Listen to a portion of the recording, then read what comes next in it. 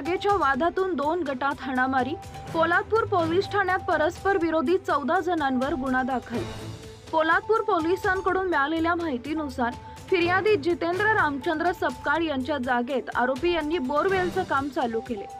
यानंतर फिर्यादी यांनी जोपर्यंत कोर्टाचा निकाल लागत नाही तोपर्यंत इथं काम करायचं नाही असं म्हटल्यावर संबंधित आरोपी यांनी त्यांना हाताबुक्क्यांनी मारहाण केली व दमदाटी केल्याची तक्रार जितेंद्र सपकाळ यांनी पोलादपूर पोलीस ठाण्यात केली आहे।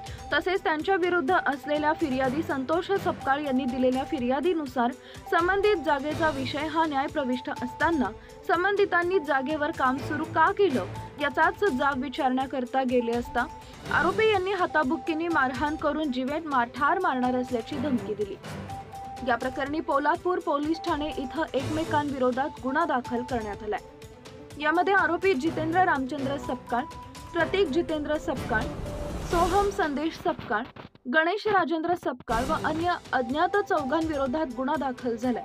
तर संतोष गणपत सपकाळ, सुनीता गणपत सपकाळ, सचिन शेठ तसेच अन्य अज्ञात दोघांविरोधात असे एकूण परस्पर विरोधी 14 जणांविरोधात गुन्हा दाखल करण्यात आलाय।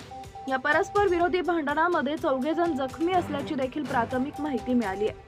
पोलादपूर पोलीस ठाण्याचे पोलीस निरीक्षक अनिल जाधव यांच्या मार्गदर्शनाखाली सहाय्यक फौजदार जागडे या संपूर्ण गुन्ह्याचा अधिक तपास करत आहेत। Subscribe now and press the bell icon. Never miss an update.